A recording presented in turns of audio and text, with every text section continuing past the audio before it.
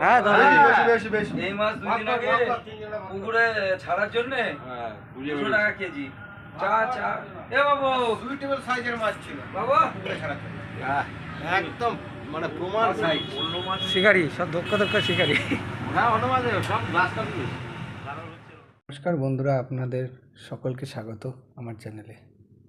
প্যাকেজি পুকুরের ভিডিওটি আপনারা দেখতে পাচ্ছেন। এটি হচ্ছে শিবদাসপুর কাঞ্চনভাটার পুকুর। এটিকে কৃষ্ণ ভাটা বলেও চেনে সবাই। ভাটার পুকুর, পুকুরে প্রচুর মাছ ছিল। আজ 22/12/2024 এই পুকুরে 700 টাকার বিনিময়ে একটি হাতছিপ পাস চলেছে। আমাদের কিছু শিকারী ওখানে মাছ ধরতে গেছিল, পরবর্তীতে আমি যাওয়াতে কিছু মাছ তোলার ভিডিও আপনাদের সামনে তুলে ধরলাম। এই পুকুরে টুকটাক ভালোই মাছ খেয়েছে, প্রতিটা শিকারী 18-19 কিলো করে মাছ পেয়েছে। কিন্তু মাছের সাইজও ভালো ছিল, কিন্তু একরকম মাছ। পুকুরে গ্লাস কাপ মাছের চাপ প্রচুর ছিল, তাই গ্লাস কাপ খেয়েছে এবং 2-1টা রুই মাছ খেয়েছে, অন্য কোনো মাছ খায়নি। তো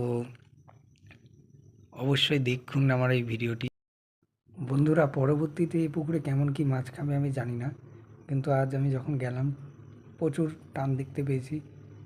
বলতে গেলে প্রতিটা সিটেই টান হচ্ছিল, আর কম বেশি সবাই মাছ পেয়েছে। কিন্তু আপনাদের বললাম ওই এক ধরনের মাছ। এই মাত্র একটি গ্লাস কাপ মাছ তুললো, দেখতে পেলেন। এরকম 2 kilo 3 kilo 4 kilo glass cup ধরা পড়েছে, এবং রুই মাছ খুব কমই ধরা পড়েছে। বেশ ভালোই বড় পুকুর, 2-3 বিঘার পুকুর। কিন্তু পরবর্তীতে যে শিকারি এই পুকুরে ছিপ ফেলতে চান, আমার কমেন্ট বক্সে ঠিকানা জানবেন, ফোন নাম্বার চাইবেন, আমি বলে দেবো। আর যারা মাছ ধরতে আসবেন ভাবছেন এই পুকুরে, তারা নিজ নিজ দায়িত্বে মাছ ধরতে আসবেন। বেশি কথা বাড়াবো না, ভিডিওটি পুরো দেখবেন, সাথে থাকবেন। ভালো লাগলে লাইক কমেন্ট শেয়ার এবং সাবস্ক্রাইব অবশ্যই করবেন পরের ভিডিও পেতে গেলে। আজ আসি, তাহলে দেখতে থাকুন পুরো ভিডিওটি। আবার দেখা হবে অন্য কোনো পাশের তথ্য বা পাশ পুকুরের ভিডিও নিয়ে।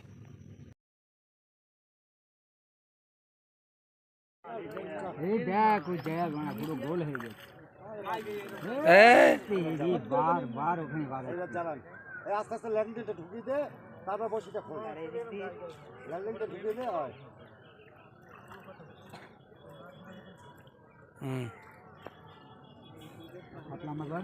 দড়িটা টান, এটা টান। উল্টো দিকে আরেকটা রাস্তা আছে, আধারের দিকে যাওয়ার। হ্যাঁ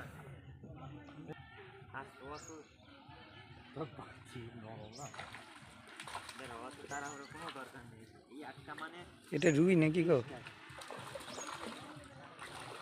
সব গ্লাস কাপ শালা।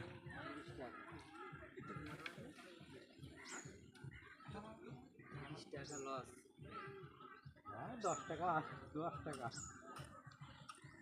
না 30 টাকা।